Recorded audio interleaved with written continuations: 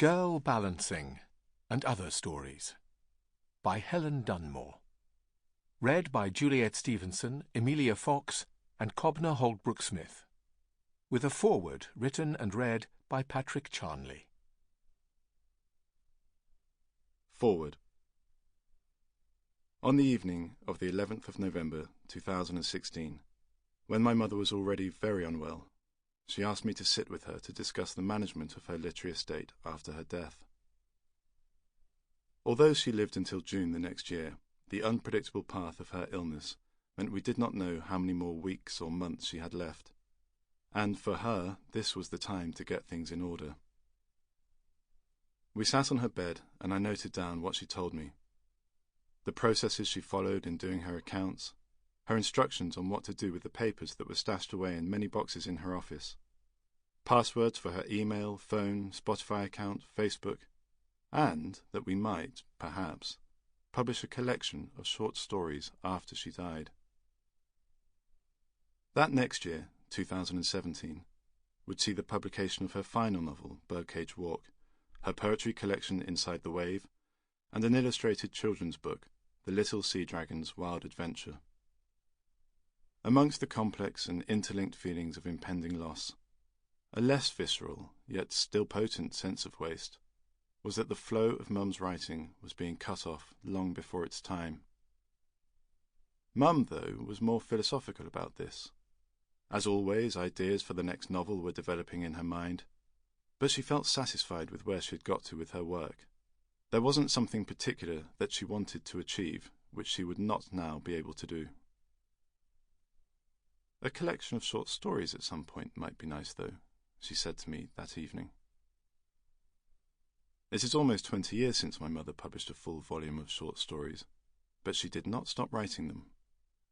She told me about a file on the floor by the narrow bookcase in her studio, a bird's nest overlooking Bristol on the 8th floor of a block of flats, and also gave me the passwords for her laptop and iPad. Some of the stories had been printed ad hoc in newspapers or magazines, or had been broadcast, and others had not been published at all.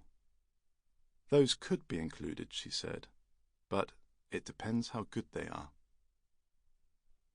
As I think is common for many people, the months after Mum's death were a frenetic period for me, probably trying to counter or mask the loss of our mother with action. Yes, I did not think about the short story collection until visiting Keats' house in London one weekend with my father, standing in Keats's bedroom there, and suddenly remembering with vivid recall Mum's short story, Writ in Water, about Keats's death in Rome. From that moment, putting together a collection of short stories at some point became urgent, a project to focus on. Not remembering at the time about the file by the narrow bookcase, I started a search of Mum's laptop, trawling through her many thousands of emails and document files. I was tentative at first, knowing that a person's privacy does not die with them, and that there would be many emails that Mum would not have wanted me to read. I glanced sideways at emails, skimming for signs that they might be relevant, before seeing that Mum's careful categorizing of her emails made the task much easier. Those labelled personal were out of bounds. Those labelled work, I knew she would not mind me reading. It was some time before I felt certain I had found everything. A number of the stories were already gathered into a collection that Mum had compiled in 2010, but not pursued any further. That was the year of the publication of her novel, The Betrayal, of her illustrated children's book, The Fairy Birds, and a year when she was working on the poems that would later be published in The Malarkey.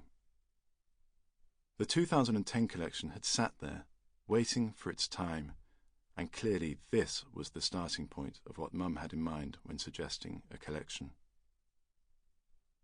The decision on which stories would be included was made by my father, my sister and me, Mum's publisher and her agent, all of us satisfied that the stories certainly met Mum's criterion of being good enough.